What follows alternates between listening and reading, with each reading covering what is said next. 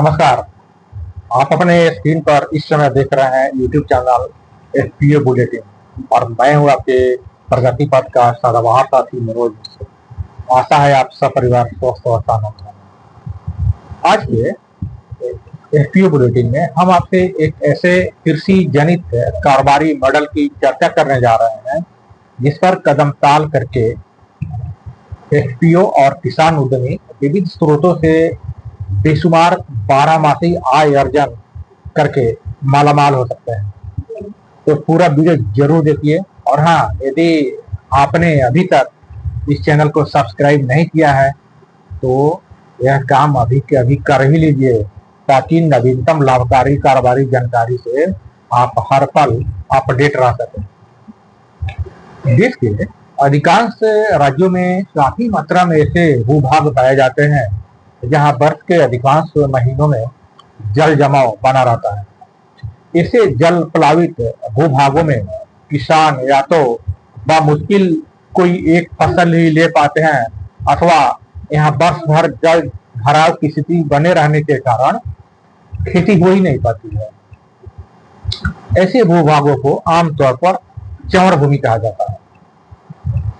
केंद्र व राज्य सरकारें ऐसे ही अविकसित व अव्यवहित निजी भूमि को विकसित करके उसे व्यवसायिक मछली पालन करने हेतु एफपीओ सहित किसान उद्यमियों के लिए कई तरह की लाभकारी अनुदान सहायता योजनाएं संचालित कर रही है। ऐसी योजना की क्रियान्वयन के बदौलत न केवल मछलियों की उत्पादन व उत्पादकता में आशातीत वृद्धि होगी अपितु बेकार पड़ी जल प्लावित भूमि पर समेकित कृषि भी संभव हो सके।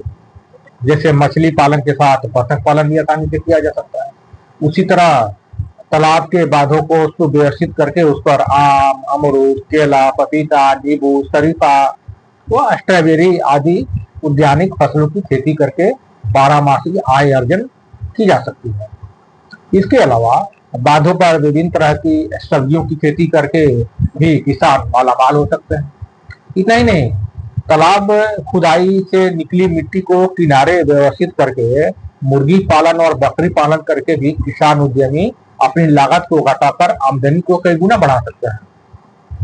जाहिर है, ऐसी समेकित कृषि प्रणाली से न केवल कृषि कारोबार को लाभकारी बनाया जा सकता है अपितु इसे निर्यातोन्मुखी बनाकर बेशुमार विदेशी मुद्रा भी अर्जित की जा सकती है।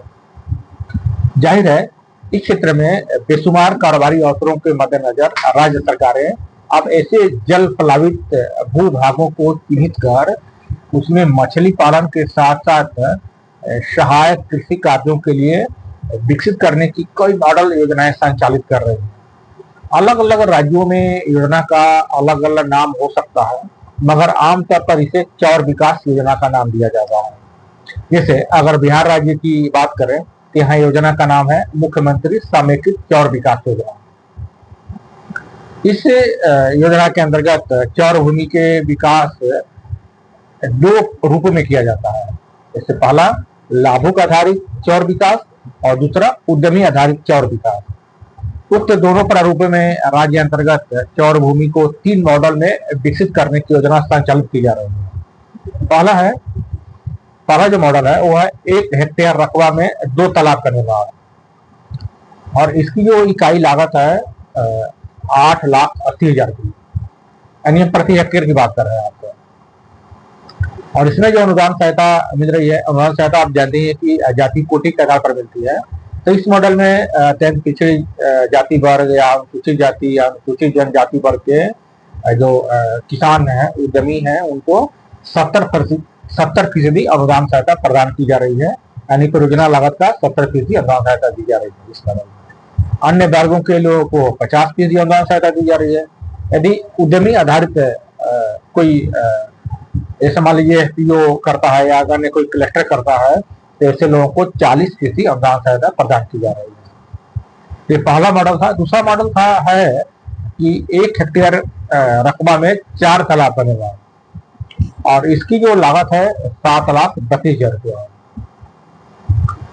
और अनुदान सहायता वही जैसा आपको पहले ही बता चुके हैं कि जो अत्यंत पिछड़ा वर्ग है या अनुसूचित जाति या अनुसूचित जाति वर्ग के लोगों को 70% है, और जो अन्य वर्ग जो है उसको 50% है, और उद्यमी आधारित जो है जैसे एफपीओ है, अन्य कोई उद्यम जो रजिस्टर्ड है उनके द्वारा अगर किया जाता है तो 40% अनुदान सहायता प्रदान की जा रही है इस मॉडल में। अब तीसरे मॉडल की बात करते हैं। तीसरा मॉडल क्या है? 1 हेक्टेयर रकबा में एक तालाब का निर्माण और भूमि का विकास। इस मॉडल की जो लागत तय किया गया है वह है 9,69,000 रुपए। हम यहाँ प्रति हेक्टेयर की बात बोल रहे हैं। आपको हो सकता है कि आप 2 हेक्टेयर 4 हेक्टेयर की बात करें तो जाहिर है वैसा ही बढ़ता जाएगा।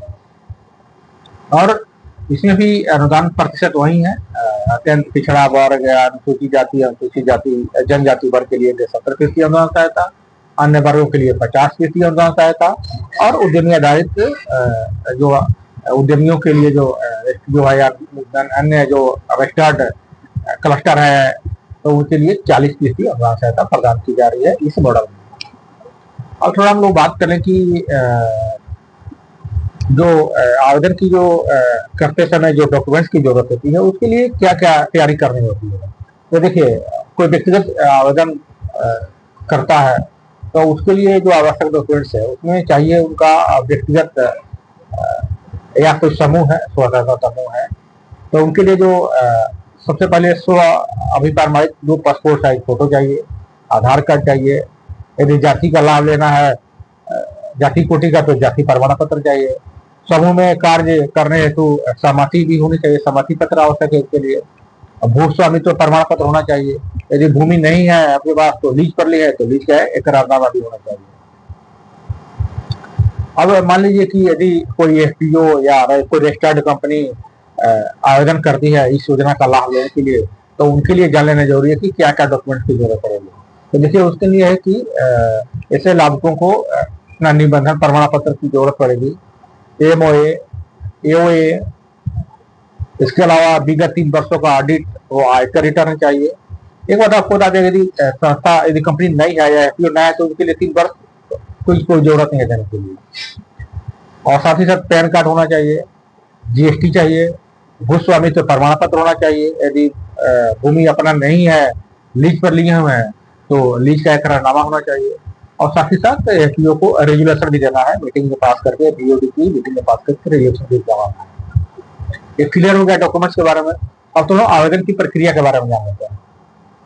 देखिए, अब तो लगभग सभी राज्यों में आप जानते हैं कि ऑनलाइन ही आवेदन हो रहा है, इसमें भी ऑनलाइन ही आवेदन होता है, और प्रत्येक राज्य में आवेदन करने के लिए अलग अलग लिंक है। यदि आप बिहार राज्य के निवासी है का जो आवेदन का लिंक है वो है fishery.bihar.gov.in, यानी फिशरी, फिर से दोहरा देते हैं, fishery.bihar.gov.in।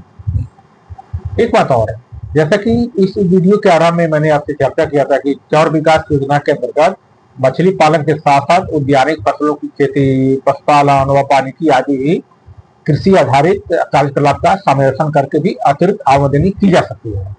तो इस परिप्रेक्ष्य में आप समझ लीजिए कि संबंधित विभागों द्वारा संचालित इन विभिन्न योजनाओं के अंतर्गत प्रदत्त अनुदान सहायता का लाभ भी इसके अंतर्गत प्राप्त किया जा सकता है। यानी मत्स्य विभाग का जो अनुदान आपको मिला ही, आप उसके लिए जो वानिकी विभाग है, पर्यावरण जलवायु परिवर्तन विभाग है, उसका भी लाभ ले सकते हैं सब्सिडी का, या फिर उद्यानिक क्षेत्र में जाते हैं बागवानी में तो उसका भी आप लाभ ले सकते हैं। अलग अलग योजनाओं का भी लाभ इसके अंतर्गत समाहित किया जा सकता है।